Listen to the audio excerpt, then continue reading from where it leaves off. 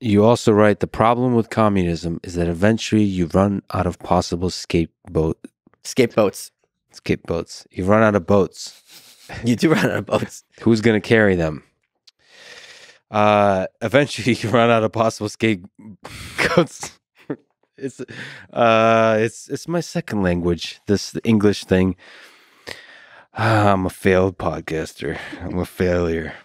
Eventually you run out of possible scapegoats for failure, at which point acknowledging or even noticing that something was wrong itself becomes a form of treason. Yeah.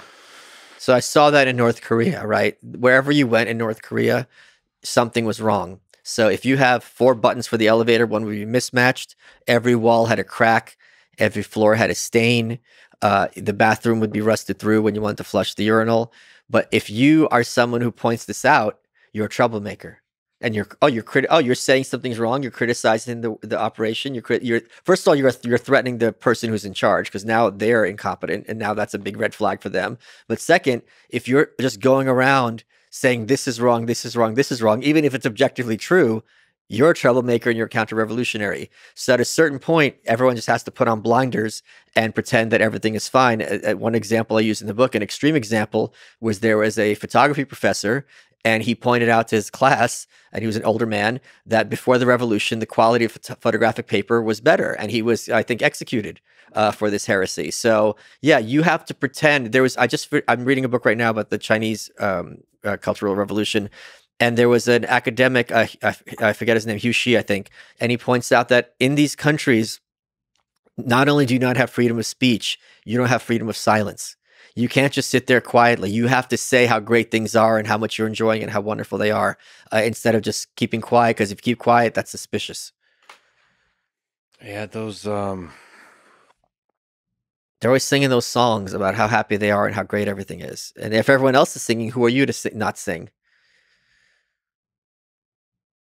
Yeah, those pictures, especially when when it's Stalin giving speeches and everyone is applauding, any dictator, and you don't want to be the first person that stops applauding. Stalin had to have a button, is my understanding, at a certain point to tell people to stop applauding, because like you said, if you're the first one to stop clapping, people are going to notice. And why'd you stop clapping? You don't like Stalin? But just imagine being one of those people clapping. But that's the thing. They always had a sword over their head, but they all had a lot of blood on their hands too. It's a very, very precarious life. But there's also, 1984 does a good job of this.